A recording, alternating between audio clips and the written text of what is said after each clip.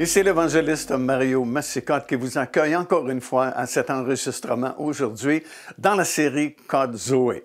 Bien, nous sommes en train d'étudier le nom de Jésus et le titre de cet enseignement, c'est « La puissance d'un nom ».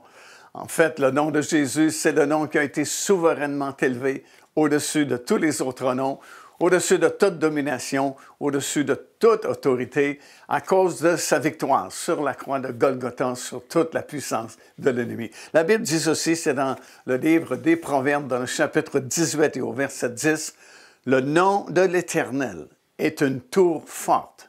Le juste s'y réfugie et se trouve en sûreté. » Le nom de Jésus, c'est notre sécurité, c'est notre protection, et c'est l'autorité par laquelle nous pouvons agir en son nom, bien sûr. Le nom de Jésus, c'est ce nom-là qui a été, comme j'ai mentionné, souverainement élevé, comme nous avons vu précédemment dans cette série d'études, dans le livre de Paul aux Philippiens, l'épître de Paul aux Philippiens. Le nom de Jésus a été souverainement élevé au-dessus de tous les autres noms. Et, gloire à Dieu, ce nom-là nous a été donné comme un cadeau à l'Église, comme une procuration. Nous pouvons agir au nom de Jésus contre toutes les attaques et contre toute la puissance de l'ennemi. Dans notre monde, vous savez, lorsqu'une personne nous donne une procuration, ça nous donne le droit d'agir en son nom, de faire des transactions en son nom, puisque nous avons reçu cette procuration-là qui nous donne la permission d'agir en son nom. C'est la même chose dans le domaine spirituel. À cause de la victoire que Jésus a remportée sur la croix de Golgotha contre toute la puissance de l'ennemi, bien ce nom a été souverainement élevé et il nous a été donné comme une procuration afin que nous puissions nous aussi agir au nom de Jésus. Et lorsque nous plaçons notre foi dans la puissance qu'il y a dans le nom de Jésus, ça va fonctionner, ça va marcher et nous pouvons résister aux attaques de l'ennemi. Cette procuration, c'est Jésus lui-même qui nous l'a donnée après avoir vaincu l'ennemi, encore une fois, sur le combat de la croix de Golgotha. Il est ressuscité d'entre les morts. Il est retourné au ciel là-haut vers son Père et il nous a donné cette grande commission ou cette permission d'utiliser son nom. Nous lisons aussi, c'est dans l'Évangile, bien sûr, de Matthieu, c'est le chapitre 28, à compter du verset 18, ces paroles. Jésus, s'étant approché de ses disciples, leur parla ainsi. « Tout pouvoir, a-t-il dit, m'a été donné dans le ciel et sur la terre. Allez et faites de toutes les nations des disciples, les baptisant au nom du Père, du Fils et du Saint-Esprit, et enseignez-leur à observer tout ce que je vous ai prescrit. Et voici, je suis avec vous tous les jours jusqu'à la fin du monde. » Alors, c'est à ce moment-là, après sa victoire et après sa résurrection d'entre les morts, alors que Jésus-Christ s'apprête à retourner au ciel là-haut vers son Père, c'est à ce moment-là qu'il a prononcé ces paroles. Ce sont parmi ces dernières paroles qu'il a laissées à ses disciples, leur donnant cette grande commission d'aller par le monde entier et d'annoncer la bonne nouvelle et de faire de toutes les nations des disciples, les baptisant au nom du Père, du Fils et du Saint-Esprit. Et c'est ce que les apôtres immédiatement ont commencé à faire.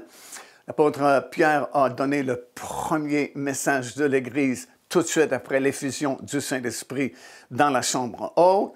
Et puis, déjà, 3000 personnes ont accepté le Seigneur.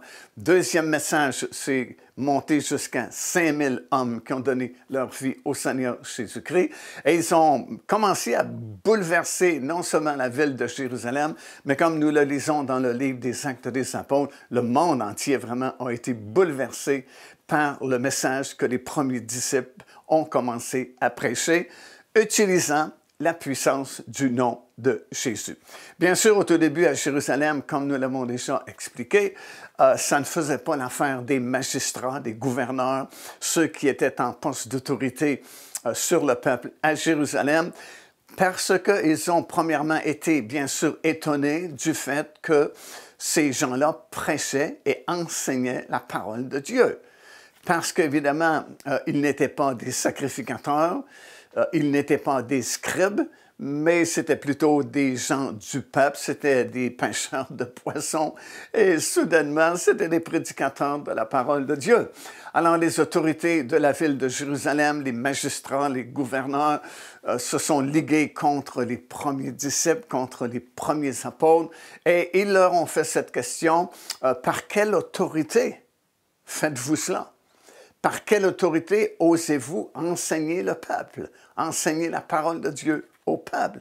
Et par quelle autorité baptisez-vous ces gens-là dans l'eau?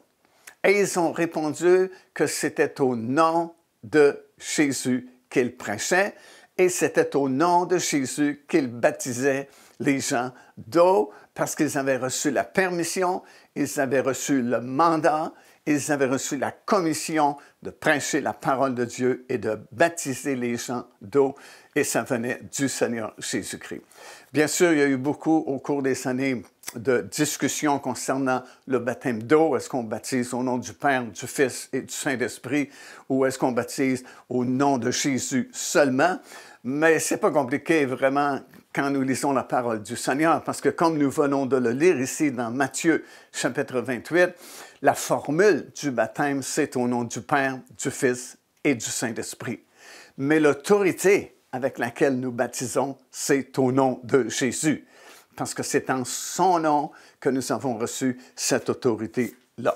Dans Marc également, le chapitre 16, des versets 15 à 20, nous lisons ceci. « Puis il leur dit, allez par le monde entier et prêchez la bonne nouvelle à toute création. Celui qui croira et qui sera baptisé sera sauvé, mais celui qui ne croira pas sera condamné. » Et il ajoute, « Voici les miracles qui accompagneront ceux qui auront cru. En mon nom, dit-il, ils chasseront les démons, parleront de nouvelles langues, et ainsi de suite. » Et le Seigneur, après leur avoir donné cette procuration d'aller par le monde entier en son nom, il les a bénis et il est retourné là-haut au ciel, où il est présentement au moment où on fait cet enregistrement. Mais la puissance du nom de Jésus est encore avec nous et nous pouvons l'utiliser. Nous avons le droit, nous avons la permission de l'utiliser contre toute la puissance de l'ennemi.